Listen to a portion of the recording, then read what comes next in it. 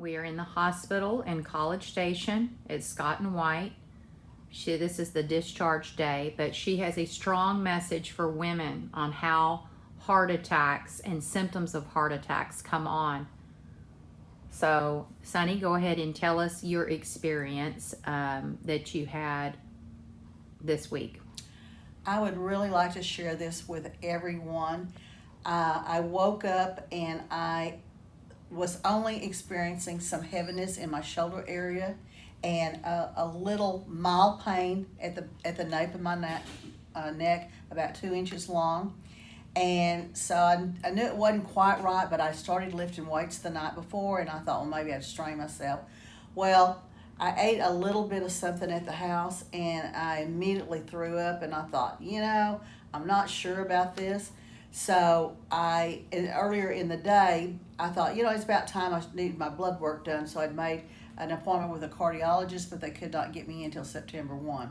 Anyway, that afternoon, I called a critical care place there in Brenham, Texas. They booked me in at 2 o'clock. I went in, I drove myself over there. It's no big deal. I felt fine. And they did an EKG and took the vitals, all of that kind of stuff. Well, when the person of record came out, they just said, we don't like the way that EKG looks. Said, I'm not sure exactly what's going on. Can I call you an ambulance? And the hospital was only less than a mile, and I said, stupid me, I said, well, I don't want to leave my car here, so I'll just drive over there, and I signed a release. I went straight to the emergency room in Brenham, Texas at the hospital, and they'd given me my EKG to give them at the front desk. Well, I had to wait about 15 minutes. Well, once I got into the ER, they went crazy because they did another EKG, and it was very, very serious, and it was escalated to, it's called an ST level. It's a full-blown heart attack. They immediately prepped me and got me on drips and all of that. The helicopter was on the pad, and in 16 minutes, I landed in College Station at Scott and White. The team of doctors got me in immediately, and the artery was blocked to 99%. So what my message is to all of you, if there's the slightest thing that is abnormal, do not play with it, because if I hadn't acted when I did, then I wouldn't be sitting here talking to y'all today. And in fact, I'm a miracle. I have no heart damage, but it is a rare case to come out of it as good as this. And I will just tell you, I cannot tell you how many people were praying for me, and my trust in God and all of their trust in God has gotten me through this to the point that, that I don't even have any heart damage, and it's just a miracle. I also want to share with y'all that the statistics lady came in today from the ER in Brenham to the ER here. Their stats to save somebody with the level of a heart attack that I have needs to be no more than 120 minutes.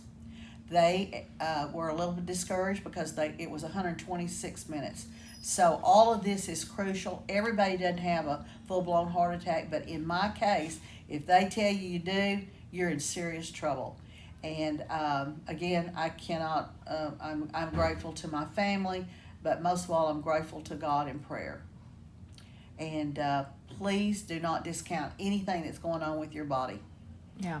And didn't you also have some indigestion type symptoms at some point? Minor. Everything, all of my symptoms were minor. Right. You didn't. You were pretty much disregarding the symptom as indigestion at first because you had eaten a piece of cake. Well, right? The night before, because my best friend, bought her a birthday cake, and I don't normally eat sweets or anything like that. Right. So the symptoms were light. It was not. You were not in serious pain. Absolutely not. So it's something that the normal person would toughen it out.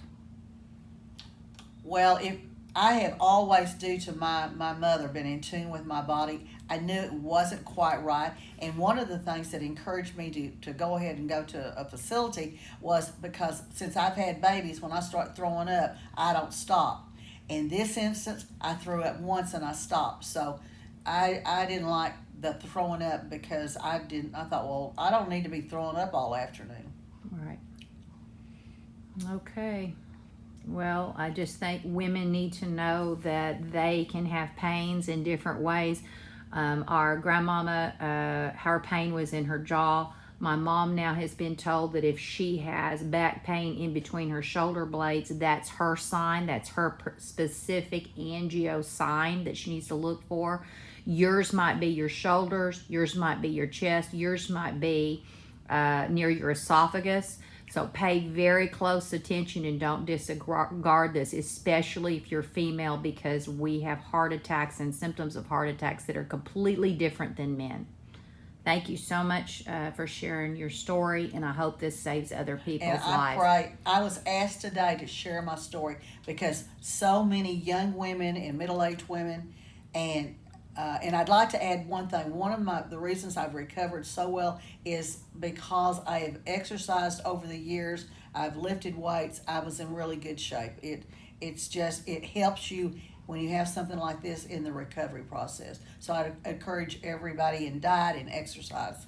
Right. Yes, it prolonged it, and also, stress can bring this on too faster. So we need to eliminate our stress in our lives. Well, thank you so much, Sunny, for sharing your story with us today. We're excited that you're going home, and she will begin rehab in 2 or 3 weeks. Our instructions were just not to lift anything for the next 7 days. Not that they're worried about her heart, because now that she has a stent, she's in great shape. It's more the leg where they entered. So thank you so much, and we hope that you all listen to your bodies and go ahead and get that preventative EKG or stress test. But keep in mind that the stress test will only indicate blockage more than 50% is what the cardiologist said yesterday. So that's not always a clear indicator of blockage. Thanks so much.